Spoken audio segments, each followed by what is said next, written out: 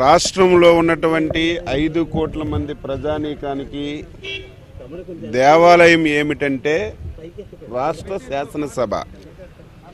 ప్రజాస్వామ్య వ్యవస్థలో శాసనసభకి అత్యంత ప్రాధాన్యత కలుగుతుంది. శాసనసభలో తీసుకున్నటువంటి ప్రతి నిర్ణయం ప్రజానీకానికి చేరువ చేసి వారి మంచికి ఉపయోగించే సభ శాసనసభ. స్వాతంత్రం వచ్చిన తర్వాత ఆంధ్రప్రదేశ్ రాష్ట్రం ఏర్పడిన తర్వాత శాసనసభని సొంత పార్టీ కార్యాలయంగా మార్చుకొని రాష్ట్ర ప్రజానీకానికి రాష్ట్రానికి ఉపయోగపడినటువంటి చట్టాలు చేయవలసినటువంటి శాసనసభ 5 సంవత్సరాలు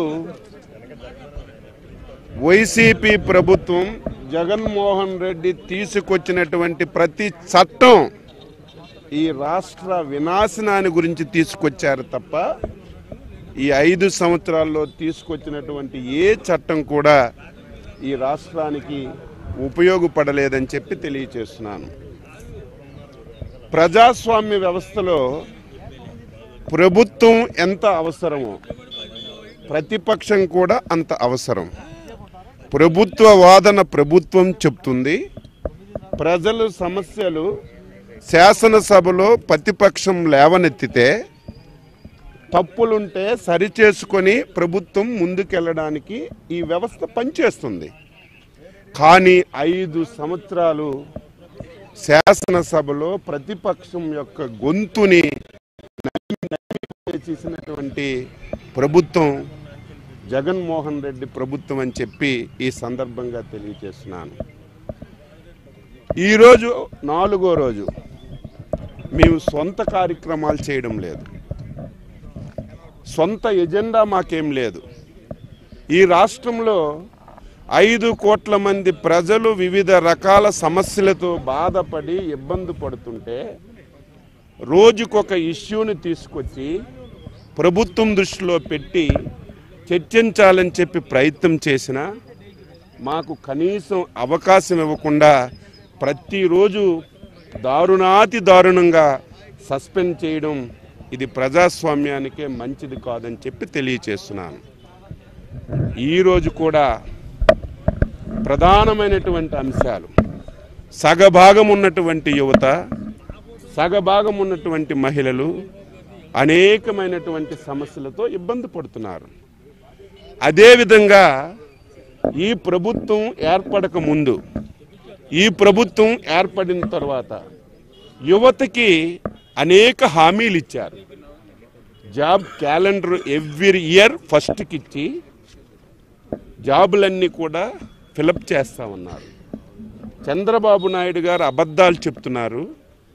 27,000 ఉపాధ్యాయ ఉద్యోగాలు ఖాళీగా ఉన్నాయి. మేము అధికారంలోకి వస్తే మెగా డిఎస్సి చేస్తానని చెప్పి 5 సంవత్సరాలు గాఢ నిద్రలోకి వెళ్ళి ఈరోజు వెంటిలేటర్ మీద ఉన్నటువంటి ప్రభుత్వం 6,000 ఉద్యోగాలకి నోటిఫికేషన్ చేసి యువతకి మోసం చేసిన విషయం, మహిళలపై దాడులు, అణగారిన వర్గాలు, హరిజన గిరిజన బడుగు బలహీన వర్గాల మీద ఈ ప్రభుత్వం చేస్తున్నటువంటి దమన కాండని ఈరోజు శాసనసభలో వాయిదా తీర్మానం రూపంలో ఇచ్చి మేము చర్చించాలని చెప్పి పట్టుబడతాం. తరువాత ఒక నిర్ణయం తీసుకున్నాం. ఈ రాష్ట్రానికి పట్టినటువంటి శని, ఈ రాష్ట్రానికి పట్టినటువంటి దరిద్రం ఈ రోజుతో వదిలిపోతుంది. నేను మొదటే చెప్పాను, శాసనసభ ప్రజలకి అవసరమైనటువంటి చట్టాలు చేయాలి, ఈ రాష్ట్రానికి ఉపయోగపడినటువంటి చట్టాలు చేయాలి. ఏ చట్టం తీసుకున్నా జగన్మోహన్ రెడ్డి చేసినటువంటి చట్టం ఈ రాష్ట్ర వినాశనానికే తీసుకున్నాడు. అమరావతి శాసనసభ సాక్షిగా అందరూ ఒప్పుకున్నటువంటి అమరావతిని సర్వనాశనం చేసే చట్టం ఈ శాసనసభలో చేశారు. పోలవరాన్ని రివర్స్ టెండరింగ్ అని చట్టం చేసి పోలవరాన్ని ఈ రాష్ట్రంలో ఉన్నటువంటి ఇరిగేషన్ ప్రాజెక్టులన్నింటినీ కూడా నాశనం చేశాడు. ఈ రాష్ట్రాన్ని అప్పుల ఊబిలోకి నెట్టాడు. ఈ రాష్ట్రంలో ఏ చట్టాన్ని తీసుకొచ్చినా సరే ఆ చట్టం ఈ రాష్ట్ర ప్రజలకి గుదిబండగా మారినటువంటి చట్టాలు చేశారు. అందుకే ఈ 5 సంవత్సరాల్లో ప్రజల వినాశనానికి తీసుకున్నటువంటి చట్టాలన్నీ కూడా ఒక బుక్లెట్ చేశాం. మేము శాసనసభ నుంచి బయటకు వచ్చి ఆ చట్టాలన్నీ మంటల్లో కాల్చి ఈ రాష్ట్రానికి పట్టినటువంటి శని ఈ రోజుతో వదిలిపోతుంది. ఇంకా 60 రోజుల్లో ఈ కౌరవ సభని చంద్రబాబు నాయకత్వంలో ప్రభుత్వాన్ని ఏర్పాటు చేసి కౌరవ సభగా మార్చి మళ్ళీ ప్రజాపాలన రామరాజ్యం ఈ రాష్ట్రంలో తీసుకొస్తామని ప్రజలకి ఈరోజు తెలియచేస్తూ ఈరోజు ఆ చట్టాలన్నీ కూడా శాసనసభ ఎదురుగా దహనం చేసి శాసనసభకు దండం పెట్టి ఈ ప్రభుత్వానికి శంబర గీతం పాడుతామని చెప్పి తెలియచేస్తున్నాం. బాబు గారు బీజేపీ ఆహ్వానం మేరకు ఢిల్లీ వెళ్ళారు. ఏం మాట్లాడారో తెలియదు. అక్కడ మాట్లాడిన విషయాలు రేపు ఎల్లుండి ఎప్పుడైనా పార్టీ పెద్దలందరితో మాట్లాడి ఏం జరిగిందో తెలియచేస్తారు. అందరం కలిసి ఒక సమిష్టిగా నిర్ణయం తీసుకుంటాం. ఎవరున్నారు? గోడలు ఉన్నాయి. ఎవరున్నారు?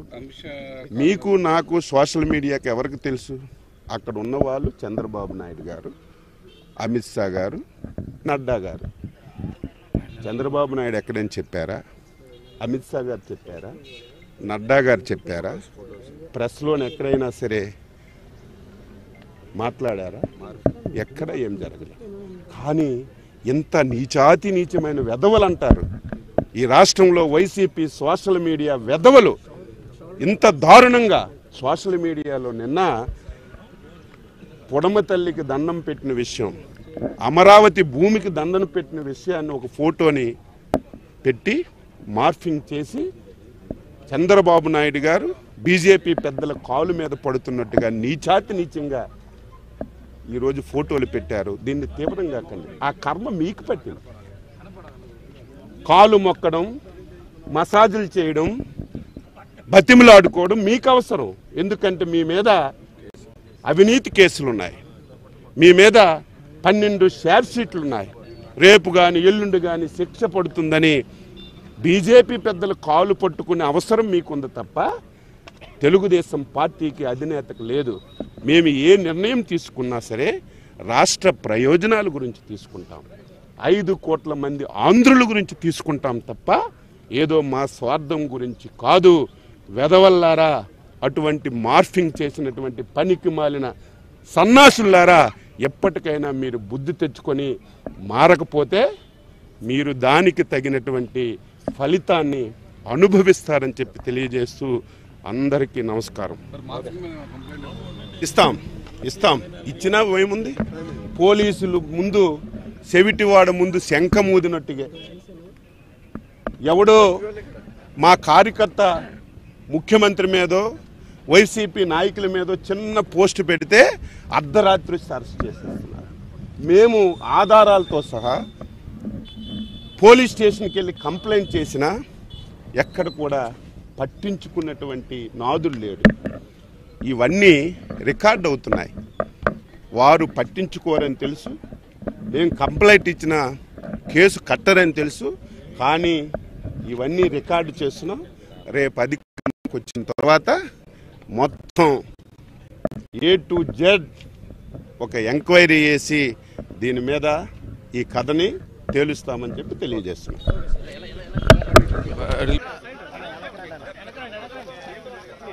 ఓకే